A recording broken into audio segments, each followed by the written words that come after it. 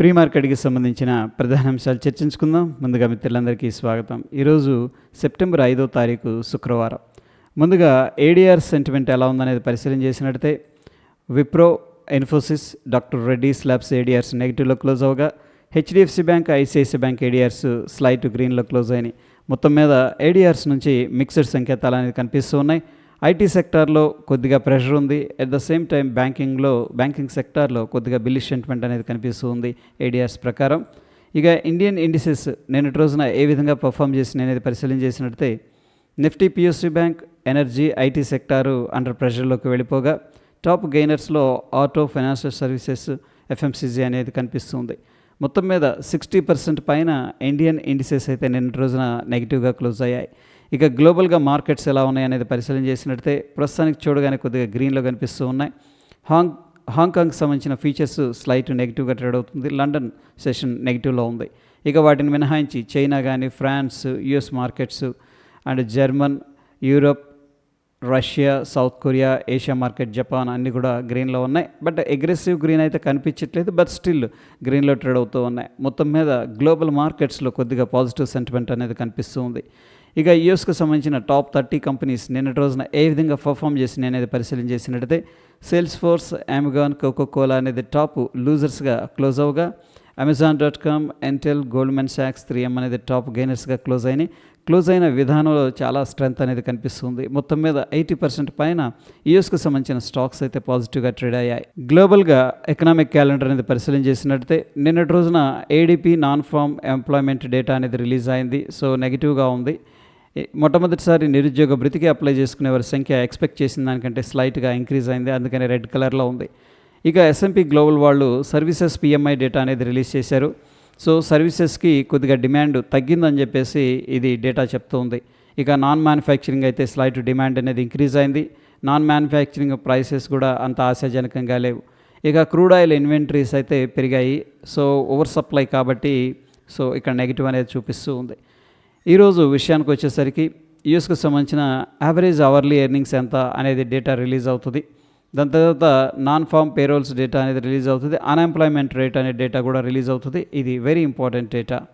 ఇండియాకి సంబంధించిన economic calendar అనేది పరిశీలన చేసినట్లయితే నిన్నటి రోజున ఎటువంటి మేజర్ ఈవెంట్స్ అయితే కనిపించట్లేదు. ఈరోజు సాయంత్రం 5 గంటలకి ఫారిన్ ఎక్స్చేంజ్ రిజర్వ్స్ మన ఇండియాలో ఎంత ఉన్నాయనే డేటా రిలీజ్ చేస్తారు. ఇది very important data. CBIC chief ఏమంటున్నారంటే జిఎస్టీ కలెక్షన్స్ అనేది తగ్గే అవకాశం ఉంది. బట్ ఫెస్టివల్స్ ఏదైతే డిమాండ్ ఉందో వాటి వల్ల ఈ లాసెస్ అనేది కొత్త వాటికి కంపెన్సేషన్ జరుగుతుందని చెప్పేసి పాజిటివ్ ఎక్స్పెక్టేషన్స్ అయితే పెట్టుకున్నారు. ఇక యూఎస్ స్టాక్ ఫీచర్స్ నిన్నటి రోజున స్ట్రాంగ్ పాజిటివ్ అయితే క్లోజ్ అయ్యాయి. సో ప్రాబ్లీ సెప్టెంబర్లో రేట్ కట్ ఫెడ్ చేస్తుందని చెప్పేసి at the same time payrolls data కూడా అందరూ కూడా ఆసక్తిగా ఎదురు చూస్తూ ఉన్నారు. ఇక ఫ్యూచర్ అండ్ ఆప్షన్స్లో ఏ ఒక్క కంపెనీ కూడా రిజల్ట్ అయితే అనౌన్స్ చేయట్లేదు. ఇక ఫ్యూచర్ అండ్ ఆప్షన్స్లో ఆర్బిఎల్ బ్యాంక్ అనేది బ్యాన్ లిస్టులకు వెళ్ళిపోవడం జరిగింది. సో దీంట్లో మనం కొత్తగా ఫ్యూచర్స్, ఆప్షన్స్ ట్రేడింగ్ అయితే చేయకూడదు. ప్రాబ్లీ మన దగ్గర ఉన్న పొజిషన్స్ కావాలంటే ఉంచవచ్చు, లేదంటే ఎగ్జిట్ కూడా అవ్వచ్చు. అయితే దీంట్లో స్టాక్స్ బై సెల్ అనేది చేయొచ్చు. ఇక HFCL, Punjab national, housing finance అనేది బ్యాన్ లిస్టులోకి వెళ్ళడానికి ప్రాబిలిటీ అయితే ఎక్కువగా కనిపిస్తుంది.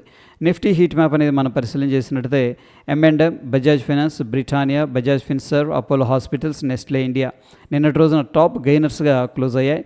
HDFC life, IndusInd bank, Tata consumers అనేది నిన్నటి రోజున టాప్ లూజర్గా అయితే క్లోజ్ అయ్యాయి. Individual stocks M&M, Britannia, KEI, Dabur, DMart వీటిల్లో సిగ్నిఫికెంట్గా లాంగ్ బిల్డప్ అనేది చూపిస్తుంది. అంటే ప్రైస్ అనేది ఇంక్రీజ్ అవుతుంది, ఓపెన్ ఇంట్రెస్ట్ కూడా ఇంక్రీజ్ అవుతుంది. పార్టిసిపెంట్స్ ఎక్స్పెక్టేషన్ ఏంటంటే ఇంకొంచెం ఫర్దర్గా పైకి వెళ్తాయి అనే ఎక్స్పెక్టేషన్ ఉంది. బజాజ్ ఫిన్సర్వ్, నాయకా, ముతూట్ ఫైనాన్స్ వీటిల్లో సిగ్నిఫికెంట్గా షార్ట్ కవరింగ్ అనేది జరుగుతుంది. ఎవరైతే షార్ట్ చేశారో వాళ్ళు రికవర్ చేస్తున్నారని చెప్పేసి డేటా చెప్తూ ఉంది. MFSL, Varun beverages limited, HDFC life, Tata consumer, NCC వీటిల్లో సిగ్నిఫికెంట్గా షార్ట్ బిల్డప్ అనేది జరుగుతుంది. అంటే ప్రైస్ డిక్రీజ్ అవుతుంది, ఓపెన్ ఇంట్రెస్ట్ అనేది ఇంక్రీజ్ అవుతుంది. సో ప్రైస్ కిందకి వెళ్తున్నప్పుడు బెట్స్ అనేది ఇంక్రీజ్ అవుతున్నాయి కాబట్టి సో ఇంకొంచెం కిందకి వెళుతుందని చెప్పేసి ఈ స్టాక్స్ ఎక్స్పెక్టేషన్ పార్టిసిపెంట్స్ నుంచి ఉంది. సీమన్స్, మారుతి, యూనియన్ బ్యాంక్ వీటిల్లో సిగ్నిఫికెంట్గా లాంగ్ అన్వైండింగ్ అనేది జరుగుతుంది. ఎవరైతే లాంగ్ తీసుకున్నారో ప్రస్తుతానికి వాళ్ళు ఎగ్జిట్ అవుతున్నారని చెప్పేసి డేటా చెప్తూ ఉంది. ఇక ఫ్యూచర్స్ బిల్డప్ ఏ విధంగా ఉందనేది పరిశీలన చేసినట్లయితే లాంగ్ సైడ్ 18%, షార్ట్ సైడ్ 65% అనేది కనిపిస్తుంది. మొత్తం మీద బ్రాడర్గా మనకేమర్థమవుతుందంటే ఇంకొంచెం కిందకి వెళ్తుందని చెప్పేసి ప్రైస్లో ఓ ఎక్స్పెక్టేషన్ అయితే పార్టిసిపెంట్స్ నుంచి ఉంది. నిన్నటి రోజున మనకి హైలో ఓపెన్ అయింది, గ్యాప్ అప్, అక్కడ నుంచి కూడా కొద్దిగా కిందకి రావడం అనేది జరిగింది. Based on the price and open interest interpretation మనకేం చెప్తుందంటే లాంగ్ బిల్డప్ అనేది చూపిస్తూ ఉంది. అంటే ప్రైస్ పెరుగుతూ ఉంది, ఓపెన్ ఇంట్రెస్ట్ అనేది ఇంక్రీజ్ అవుతూ ఉంది. కాబట్టి పీపుల్ ఎక్స్పెక్టేషన్ ఏంటంటే ఇంకొంచెం పైకి వెళ్తుందని చెప్పేసి ఎక్స్పెక్ట్ చేస్తున్నారు. ఇక ఎటువంటి ఇండెక్స్లో కూడా ఈరోజు ఎక్స్పైరీ అయితే లేదు.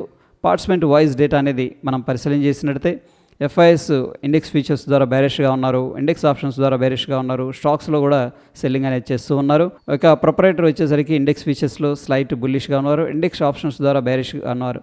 ఇక క్లయింట్ అన్నింటిలో కూడా బుల్లిష్గా ఉన్నారు. డిఐస్ పెద్దగా యాక్టివ్గా లేరు, స్టాక్స్లో మాత్రం ఇన్వెస్ట్మెంట్ అనేది చేస్తున్నారు. మొత్తం మీద ఎఫ్ఐఎస్ 106 కోట్లు మాత్రమే నిన్న సెల్ చేశారు. డిఐస్ 2233 కోట్లు క్యాష్ మార్కెట్లో బై చేశారు.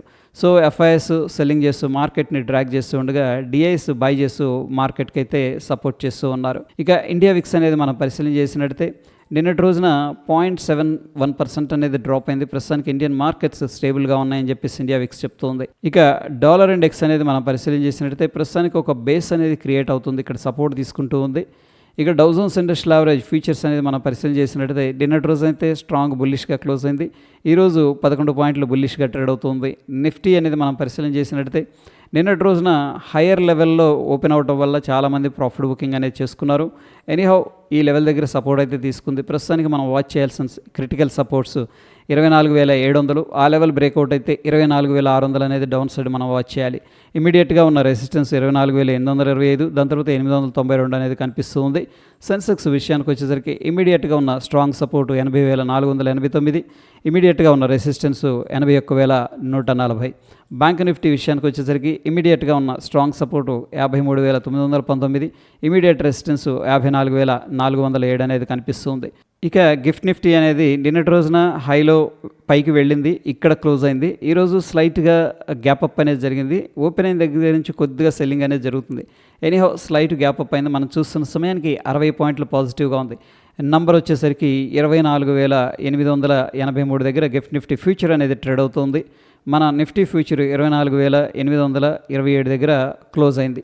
సో మొత్తం మీద ఒక 55 పాయింట్లు అయితే పాజిటివ్గా కనిపిస్తుంది. Based on the gift Nifty మనం గ్యాప్ అప్ అయితే ఎక్స్పెక్ట్ అనేది చేసుకోవచ్చు. ఇక యుఎస్ ఆయిల్ మొత్తం మీద నిన్నటి రోజున కొద్దిగా ప్రాఫిట్ బుకింగ్ జరిగింది. ఎందుకంటే బావులు అనేది వెలికి తీసే బావులు కొద్దిగా ఇంక్రీజ్ అయింది. సో స్లైట్ నెగిటివ్ అనమాట అది. ఇక గోల్డ్ అయితే నిన్నటి రోజున ప్రాఫిట్ బుకింగ్ జరిగింది. అగైన్ ఏంటంటే కొద్దిగా బుల్లిష్గా ఉంది. సిల్వర్ కూడా సేమ్ బుల్లిష్గానే ట్రేడ్ అవుతుంది. ఇక న్యాచురల్ గ్యాస్ అనేది కొద్దిగా బాటమ్ దగ్గరకు వచ్చిన తర్వాత అక్కడ నుంచి కూడా పైకి వెళుతూ ఉంది. బిట్కాయిన్ అనేది పరిశీలన చేసినట్టయితే ప్రస్తుతానికి ఒక లోవర్ లోస్ అనేది క్రియేట్ చేసుకుంటూ వెళుతూ ఉంది. సో ప్రస్తుతం స్లైట్ నెగిటివ్గా ట్రేడ్ అవుతుంది. ఇక ఇండివిజువల్ స్టాక్స్ ఈరోజు Biocon, Zydus life, Indotech transformers, Bharat forge, Yasho industries, RPP infra projects అనేది న్యూస్లో ఉన్నాయి. వీటిల్లో మనం స్ట్రాంగ్ మూమెంటం అనేది ఎక్స్పెక్ట్ చేయొచ్చు. అయితే ఈ స్టాక్స్ అనేది మీరు వాచ్ లిస్ట్ చేసుకోవచ్చు. ఈ లింక్ అనేది నేను టెలిగ్రామ్లో అయితే షేర్ చేస్తాను. ఇక టెక్నికల్గా ఇండికేటర్స్ ఏం చెప్తున్నాయి అనేది పరిశీలన చేసినట్టయితే బ్యాంక్ నిఫ్టీ డైలీలో స్ట్రాంగ్ సెల్ అనేది అడ్వైస్ చేస్తుంది, లోవర్ టైం ఫ్రేమ్లో సెల్ అనేది అడ్వైస్ చేస్తూ ఉండగా నిఫ్టీలో డైలీలో బై అనేది అడ్వైస్ చేస్తుంది, లోవర్ టైం ఫ్రేమ్లో కొద్దిగా న్యూట్రల్గా కనిపిస్తుంది. So friends, based on the ADRs అయితే మనకు మిక్స్డ్ కాంటాక్ట్స్ అనేది కనిపిస్తుంది. ముఖ్యంగా ఐటీ సెక్టర్ అండ్ ఫార్మా సెక్టార్లో కొద్దిగా సెల్లింగ్ ప్రెషర్ అనేది కనిపించింది. ఇక బ్యాంకింగ్ సెక్టార్లో కొద్దిగా బుల్లిష్ సెంటిమెంట్ అనేది కనిపిస్తుంది బేస్డ్ ఆన్ ద ఏడిఆర్స్. ఇక యుఎస్ మార్కెట్స్ అయితే మొత్తం మీద నిన్నటి రోజున చక్కగా పాజిటివ్గా గ్రీన్లో అయితే ట్రేడ్ అవుతున్నాయి. ఇక గ్లోబల్ మార్కెట్స్ సినారో అయితే ప్రస్తుతానికి బులిష్గా ట్రేడ్ అవుతూ ఉన్నాయి. ఇండియా విషయానికి వచ్చేసరికి జిఎస్టీ రేట్ కట్ అనేది ప్రస్తుతానికి పాజిటివ్ ట్రిగ్గర్గా కనిపిస్తుంది. సెప్టెంబరు 22 నుంచి కూడా జిఎస్టీ రేట్ కట్ అనేది అమలు పరుస్తామని చెప్పేసి చెప్తూ ఉన్నారు. కాబట్టి సో ఈ న్యూస్ని మార్కెట్ అయితే ప్రస్తుతానికి పాజిటివ్గా కన్సిడర్ అయితే చేసుకుంది. ఎవరి డిప్లో కూడా మనం బయింగ్ ఆపర్చునిటీ అనేది ప్లాన్ అయితే చేసుకోవచ్చు. సో ఇది ఫ్రెండ్స్, ప్రీ మార్కెట్కి సంబంధించిన ప్రధాన అంశాలు. మరొక ఇంట్రెస్టింగ్ ఎపిసోడ్ మళ్ళీ కలుసుకుందాం. వీడియో నచ్చిందంటే తప్పకుండా లైక్ చేసి మీ యొక్క సపోర్ట్ అనేది తెలియజేయండి. స్టే ట్యూన్ ఫ్రెండ్స్, ధన్యవాదాలు.